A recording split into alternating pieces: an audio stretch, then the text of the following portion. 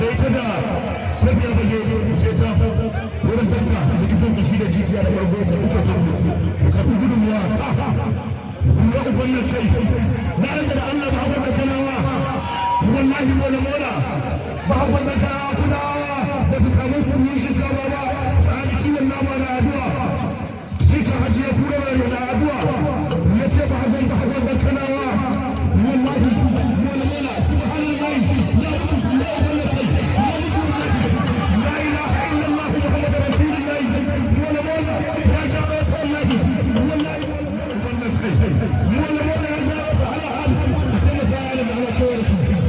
yaran da abu da uban da yaran da ana cewa da su a taimaka musa da roƙo a taimaka wa yaran nan da suke abin nan wallahi allah ba haka ba a wannan kalawa mola ya jawo ta ta bushin gaban nan guda biyu arewai buhun shinkafan nan biyu arewai kuma uban nan kai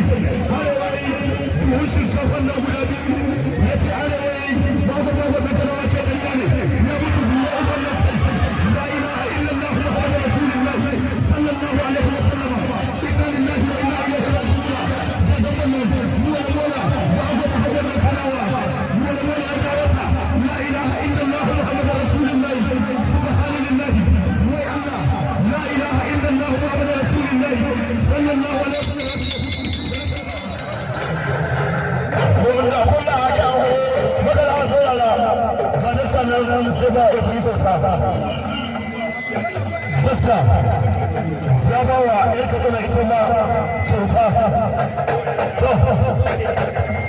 sai rabiya da shi da bahagon ɗankanawa na wata sabuwar kai kallo wallahi fatan wannan mola da shi da bahagon ɗankanawa ta wa ubanna kai la ilaha illallah muhammadu rasulullah kan jami'a da ma la ilaha illallah muhammadu rasulullah ga dan wannan tsakanin wallahi la ilaha illallah